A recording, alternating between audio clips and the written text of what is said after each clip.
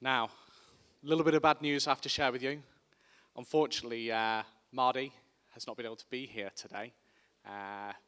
You know, traveling just wasn't an option. However, he did still want to be able to deliver his talk for you. So he has sent us well, frankly, massive recording that we've spent most of the day trying to compress and cut and get onto the AV system. So yeah, apologies for that if you're hoping to see him in person, but obviously, you've still got the opportunity to go speak to his other colleagues at Hypernode upstairs in the marketplace. A little bit about Mahdi. He still gets the same kind of intro as everybody else. He's head of product at Hypernode. He's a manager there with over a decade of experience. He's shipped products across e-commerce and on-demand economy. And he has a sharp eye for problem discovery and a data-driven mindset. And his talk today, as you can see, is about what ecom teams can learn from shifting to that kind of product development, product management kind of approach. And that's me done. Let's roll VT.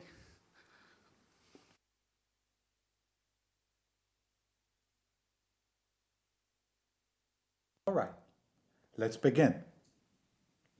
Today is really not about process, it's about mindset. From building what we're told to solving what matters. In e-commerce, we often ship a lot. Filters, dashboards, campaigns, landing pages, adding a lot of different payment methods in the checkout, but did any of it move the needle? Product-led thinking means asking, are we building what matters? Or are we just building? Because users, it's the hard truth, they don't care what we shipped. They care what they felt.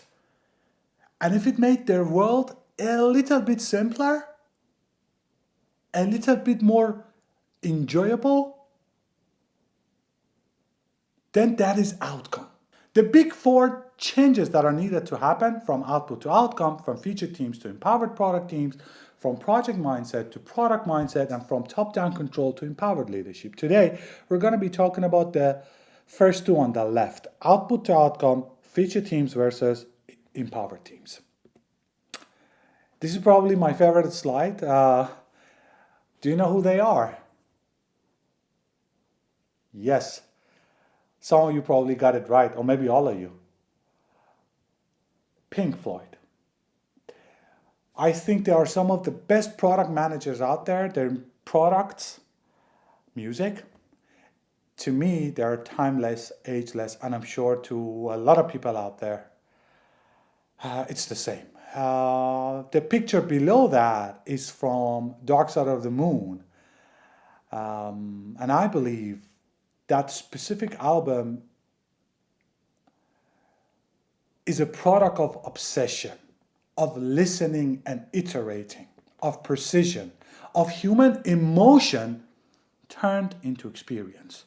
Dark Side of the Moon didn't become timeless because it was complicated. It became timeless because it was honest. Every sound, every pause, every drop of light through that prism was intentional. Not output for the sake of it, but outcome. This is the difference between building features and crafting something that moves people. To all product fellows out there, our job isn't to build more. Our job is to know what matters, to prioritize what is the next best thing for our customers and our business, to cut the noise and focus the light. Wish You Were Here, one of their most well-known songs, and it happens to be my favorite song as well. I've chosen it for the sake of this presentation specifically because every part of the lyric of this song to me is a very good comparison of outcomes and outputs. And that is what we're going to be practicing together based on the lyrics and some outcomes and outputs from real ecom businesses out there. This is what it feels to be alive, you know?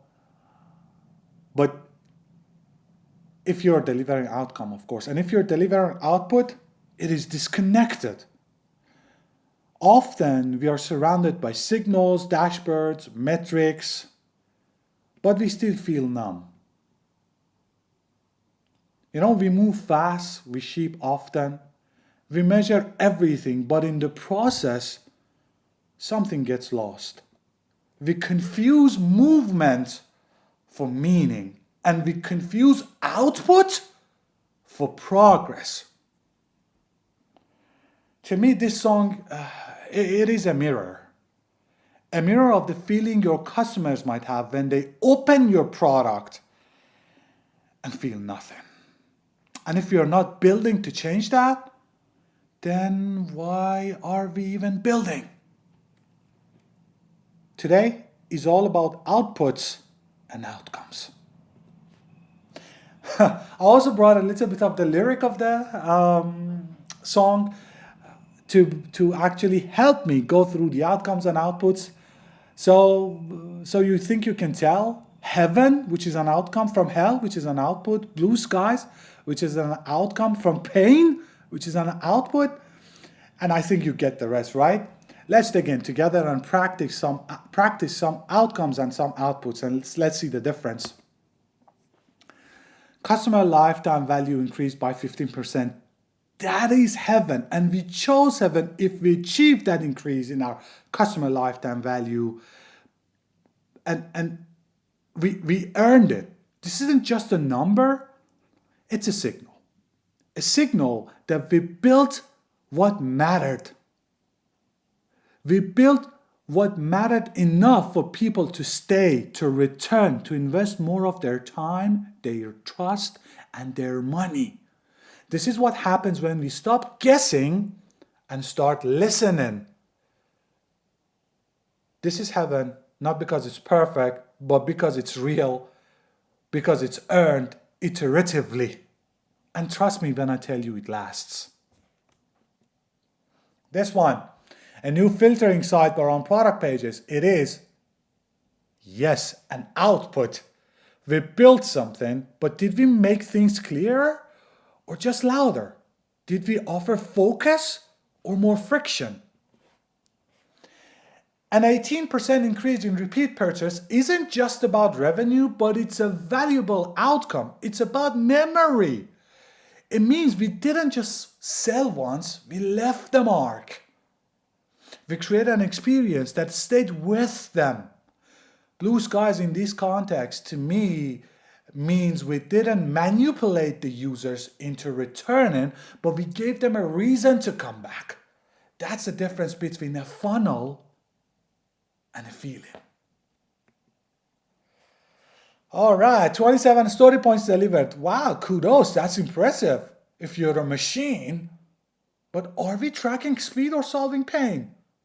Did we build something that reduced friction or just burned ourselves out shipping? My dearest friends, my dearest product people out there, velocity without impact is just meaningless motion. And motion without meaning, get this, creates product debt, emotional debt. This is a greenfield moment. User onboarding time dropped by 40%. An outcome, a 40% drop in onboarding time, doesn't mean people rushed through. It means they walked in and didn't feel lost. When someone lands and instantly gets it, intuitively, precognitively, that's the greenfield. No fences, no blockers, just movement. We didn't just reduce steps, we opened a new path. And then a verse has an output of 3 epics delivered. Big, ambitious. But here's the honest question that I have for you. Did we guide the user somewhere or just write the roadmap rails? The cold steel rail is what we follow when we forget who we are building for. The real work is veering off and building something they never saw coming, but always needed. Let's not just deliver, let's disrupt with empathy. If you are prioritizing output over outcome, you're trading off sense of ownership, informed decision making, going through product discovery and addressing usability, viability, valuability, and whether what we built is valuable for something that is gonna end up in a graveyard. Spreading effort across too many priorities that led us into building some things halfsies. No business cases, which we built something and it's not helping the business, not solving customer problem. We ignored, oh my goodness, we ignored the technical input. Halfway there, we realized, oh my God, we cannot even build this thing. We don't have the resources, we don't have the knowledge, we don't have the time. That is a difference between coming by an outcome and building outputs. Outputs end up in graveyards, whether you like it or not. I think that's enough for the differences between outcome and output. I wish I had more time, but let's go towards what is the difference between a feature team and an empowered team, and how outcomes are achieved through what kind of team? The difference is, I think, pretty good explained in this slide. The empowered team is all about continuous learning. They prioritize outcome over output. They're accountable for outcomes, actually, not just shipping features. They're constantly experimenting, they're learning from users and iterating based on data. They're aligned with company objectives, like, like OKRs or whatever objective that has been defined, but they are still free to find the best path to get there. They're autonomous enough to explore solutions. Your product team's ability to learn quickly, my friends, is their most important skill, not their delivery velocity. All right. The next time that you're talking with your team, now that you know what an empowered team is or what they do, the next time that you're talking with them, please don't ask them to build or add a Klarna Paint 3 payment method to the checkout or any other APM or LPMs out there. Go to them and tell them, yo, international sales is going down. Offer them a problem to solve, not a feature to build. Shoppers aren't engaging with our flash sales. Instead of just going to them and tell them, hey, add a countdown timer on the homepage for flash sales.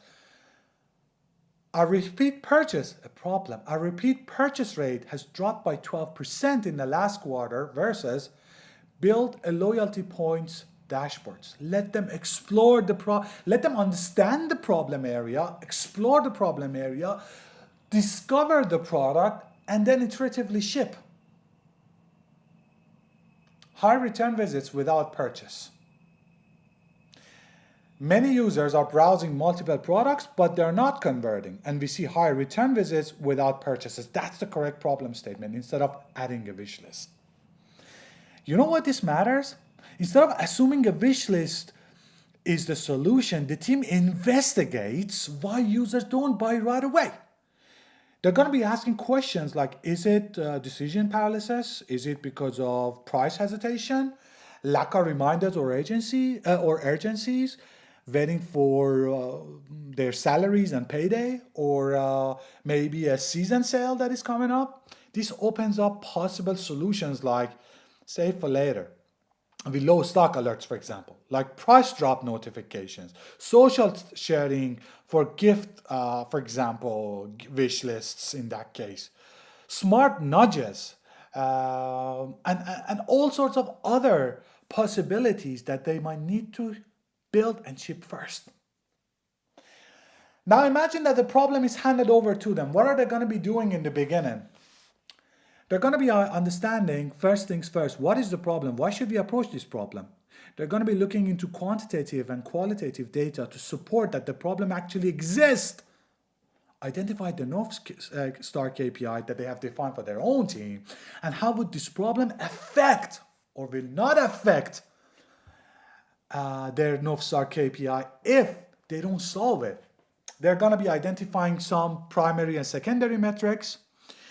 They're going to be going through competitors' analysis. They're going to cross-check everything with product vision, product strategy, and even connect the dots to understand why. And then, based on their past experience, maybe they can come by, they've seen similar problems and could have already solved it, or could have, might have already failed. And then they're going to understand better, they're going to hopefully explore better solutions. In the end, they need to make a trade-off decision, right? Why should we do something now instead of doing something else? That is where they need to make a trade-off. And with every trade-off, there's an opportunity cost. So every decision that there's going to be making is going to be a trade-off. And towards every trade-off that they're making, there's an opportunity cost, and they can connect the dots here. Then they're going to be answering, why do we need to build this? What is the change that we would like to see? What is the outcome of this? And they're going to be focusing on the outcome, not the output, right? So they're not going to be talking about the wish list, but they're going to be thinking about the outcome. If they could solve the problem of people coming to your product pages and leaving. What is the impact if they're successful?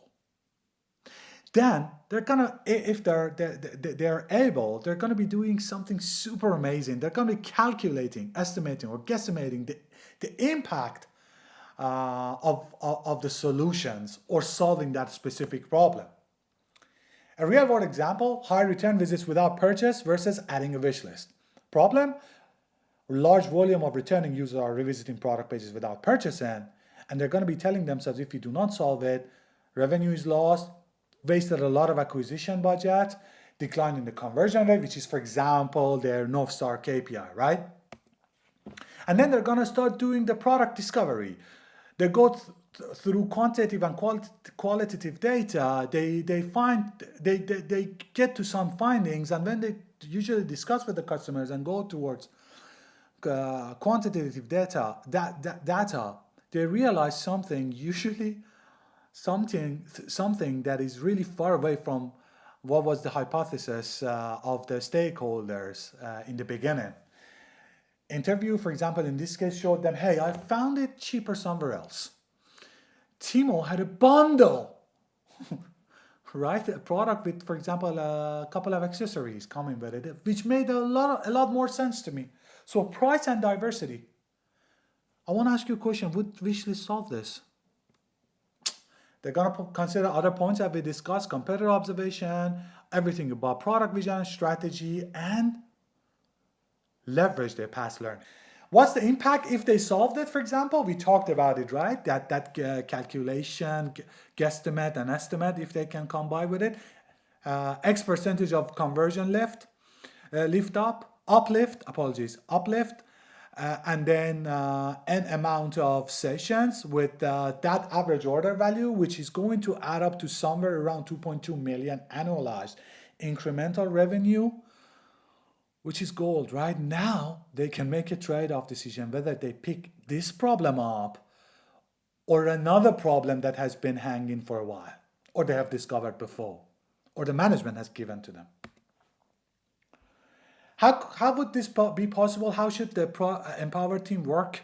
They should work on product discovery and delivery simultaneously. So iterative development is going to happen with product discovery. They're not going to be waiting until they discover what needs to be done and then deliver it, because this is going to take some time, right?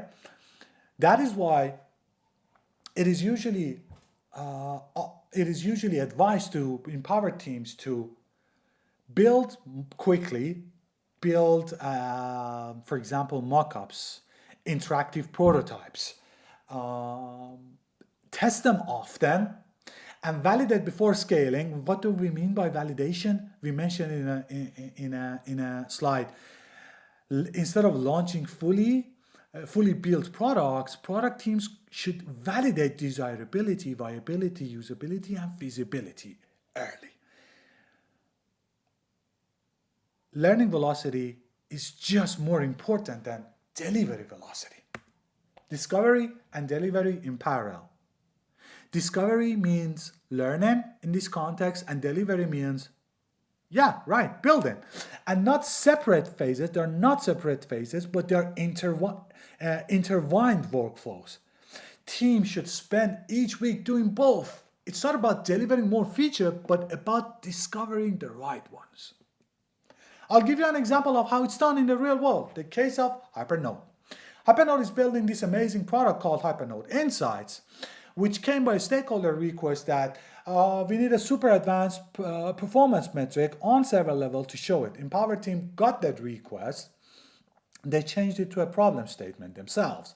How can we help developers and agencies proactively spot and resolve performance issues before they impact revenue or client trust? Where did they come with this problem statement? Okay, I'll tell you. They came by build fast, test often, right? We came by a, this is really not a hi-fi or a lo-fi. It's a medium-fi type of a interactive prototype that we built and we tested with our beta group. Oh, I love our beta group. I love our customers, man. We're working with some of the best people in the industry, to be honest with you, and they're part of our product team. They're making products with us, you know? I mean, how precious is that? I hope that more people are gonna join our beta group. Just go to our booth, ask about Hypernode Insights, and ask about our hyper group, our beta group, and how you can join the beta group. Anyways, we interviewed customers and we went through our quantitative data. And we found that many users visited Insights only after incidents. Logs, graphs, and all those alerts already existed, but I think this is gonna be familiar with you, right? They struggle to correlate them. Then that was the aha moment for us. I need to understand why something is slow. I need to correlate and map everything together, that aha moment really changed how we perceived the problem and how we wanted to solve the problem. The result was we built a root cause flow, shortened root cause analysis from hours to minutes, and proactive prevention. This is what people wanted to know. User wanted to quickly know if a slowdown in infra is because of app level or service or the server. What is going on?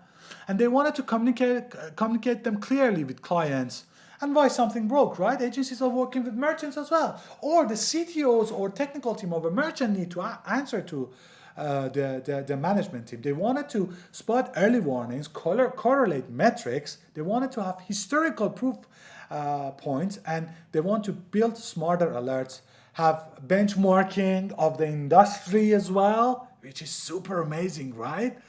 What is everybody else doing with their environment that is converting more for them and have a better performance? And how can I learn from them? Of course, anonymously, right? And following up with all GDPR regulation and compliance, of course. And then this was the business case, not business case, apologies. This was the use case that is that is made available through that product. Is bots hammering the site? If not bots, did something change to the server or servers or app? If not the server, did the front end change? Right? What is my time to first byte? A new campaign? Is it because of a traffic command? Is it because of a broken third-party script? Scenario got changed totally. Delivery team at the same time, while we were doing the discovery, they were not just having beers all the time.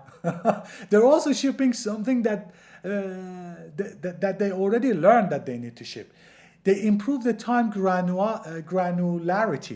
I always have problem saying that word. We used to have 7 days of data. Now we have hour, 7 days, 30 days, and for any other amount of time that you would like. We added app and service layer metrics, of course, and annotation. And these were already super valuable for our customers as their feedback suggested. This is continuous learning and continuous delivering. Continuous discovery and continuous delivery happening in parallel. I would like to invite you to go to our booth. I wish I was there, but it doesn't matter. Everybody in our company, everybody in our booth can talk about what the product does and what kind of problem it solves better than myself, to be honest with you. That's the power of Hypernode. Everybody's product driven. Just go to them, ask about the product. Hell, even ask them to show you a demo. That's time for me. Just wanted to leave with one last note. Great products don't just work. They make you feel like everything else broken because they're inspired by real problems, powered by real thinking. Thank you.